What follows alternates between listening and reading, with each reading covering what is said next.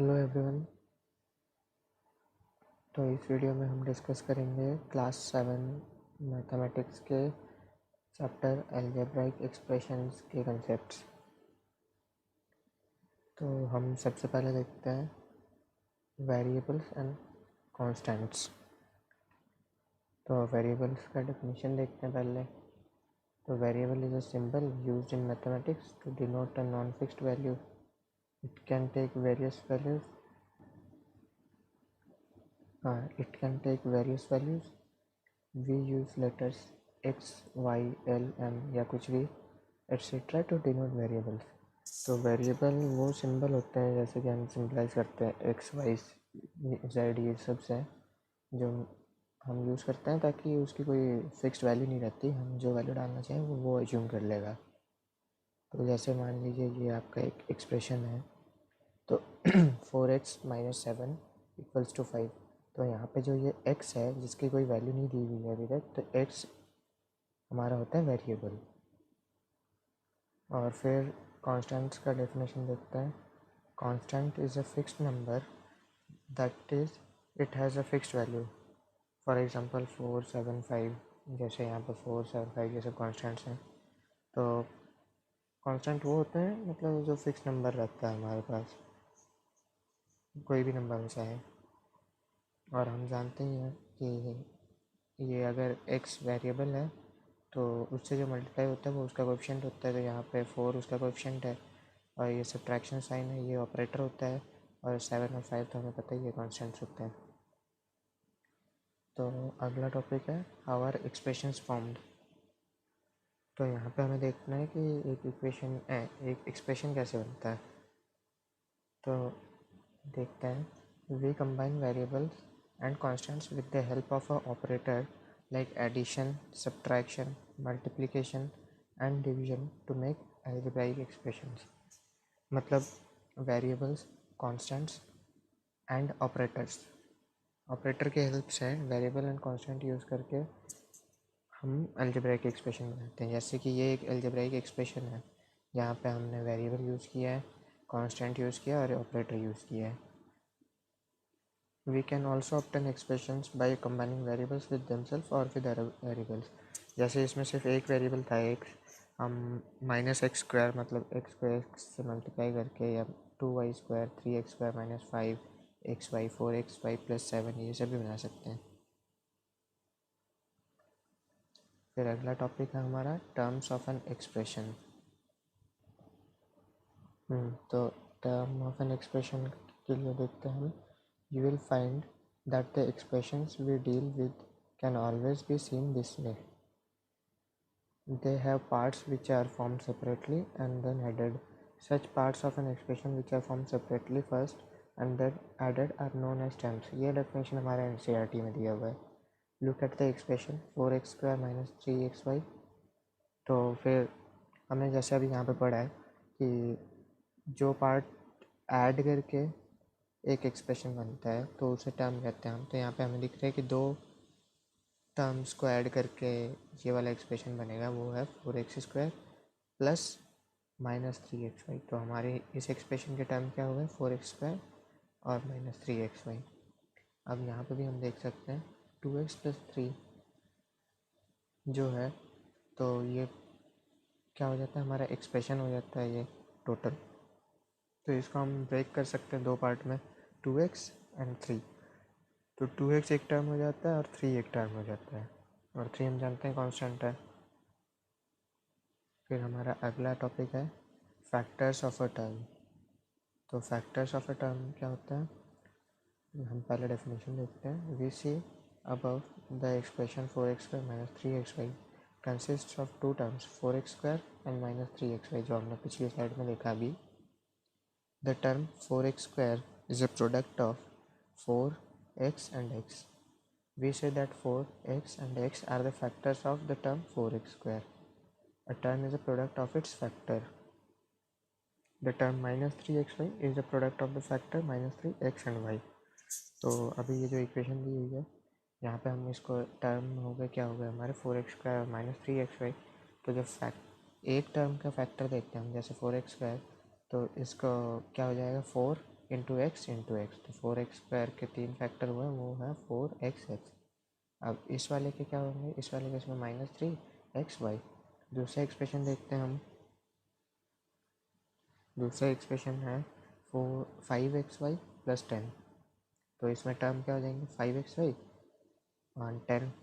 तो 5xy के factor क्या होंगे 5xy, और 10 का तो एक ही फैक्टर है, वो 10 है। अगला टॉपिक हमारा है कोएफिशिएंट ऑफ अ टर्म। तो कोएफिशिएंट ऑफ अ टर्म क्या होता है, coefficient are the number that multiply the variable और लेटर। तो जैसे हमने इसमें देखा था कि ये हमारा x जो वेरिएबल है, तो इसके साथ जो मल्टीप्लाइड है वो उसका कोएफिशिएंट होता है, तो x का कोएफिशिएंट इस केस में क्या होगा 4। वैसे ही जैसे 5x + y - 7, x का कोएफिशिएंट क्या हो जाएगा 5, और फिर y का कोएफिशिएंट क्या होगा, y का कोएफिशिएंट यहाँ पे 1 होगा। तो ऐसे हम कोएफिशिएंट बता सकते हैं। अब हमारा अगला टॉपिक है लाइक एंड अनलाइक टर्म्स। तो लाइक एंड अनलाइक टर्म का हम डेफिनेशन देखते हैं पहले। When terms have the same algebraic factors, they are like terms. When terms have different algebraic factors, they are unlike terms. तो हमने factor निकालना तो सीख लिया एक टर्म का, तो अब उनके अगर किसी टर्म के अलजेब्रिक फैक्टर्स सेम होते हैं तो वो टर्म हो जाता है हमारा लाइक टर्म, और अगर उसके अलजेब्रिक फैक्टर्स अलग हैं तो वो हो जाता है अनलाइक टर्म। तो अलजेब्रिक फैक्टर्स में हमारा क्या होता है, जो कांस्टेंट है उसको हम नहीं गिनते।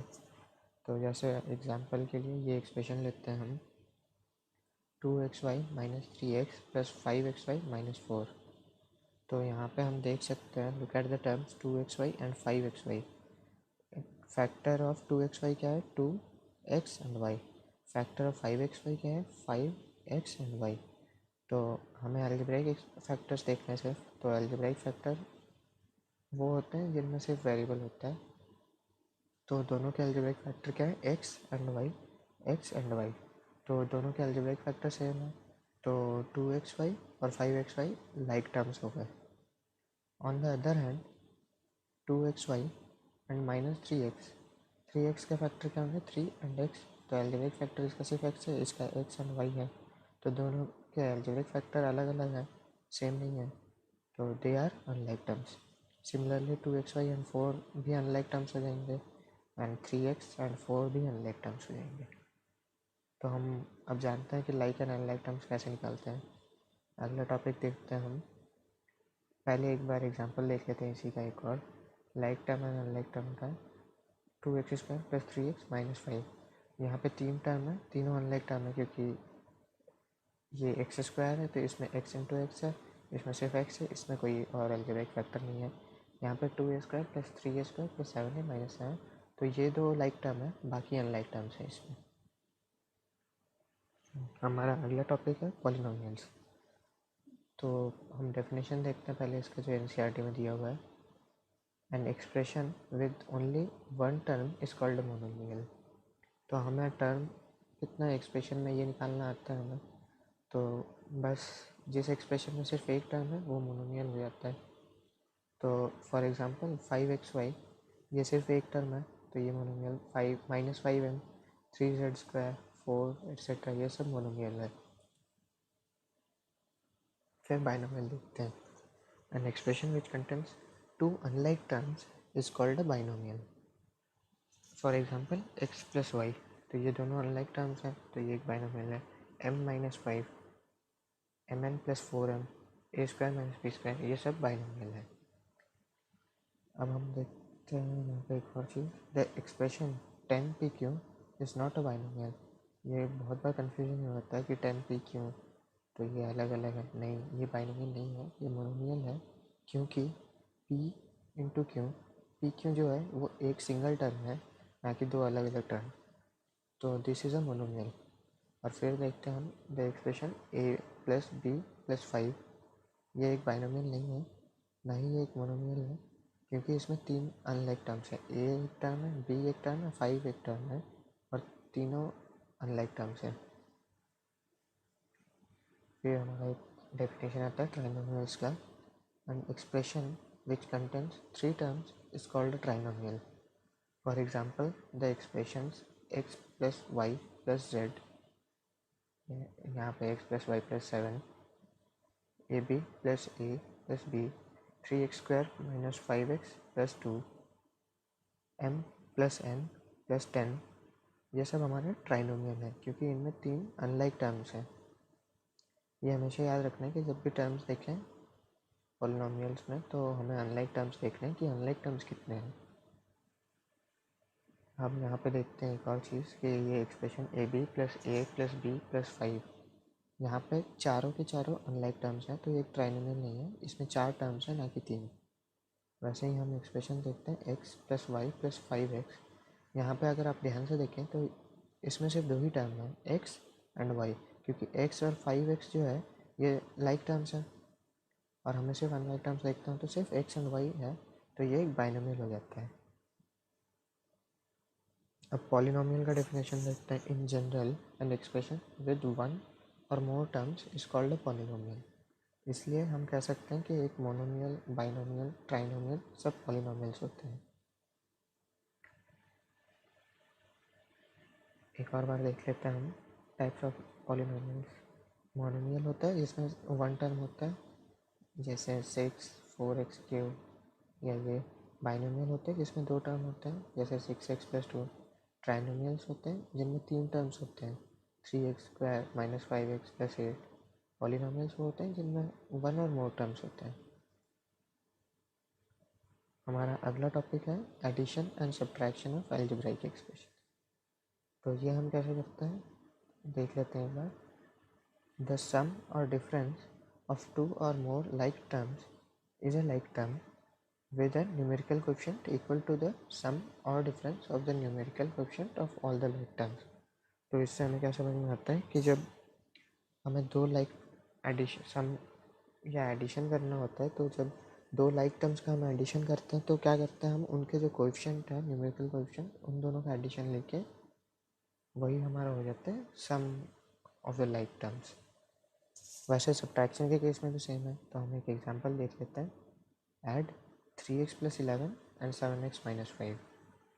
तो जो सम आएगा वो कैसे लिखेंगे हम, 3x plus 11 plus 7x minus 5। तो अब क्या करेंगे हम कि हमें पता है कि 3x एंड 7x जो है वो लाइक टर्म है एंड 11 एंड माइनस 5 जो है वो भी लाइक टर्म है। तो हम क्या करते हैं, ये जो लाइक टर्म्स हैं इनको एक साथ क्लब कर रीअरेंज करते हैं और पास पास में ले आते हैं।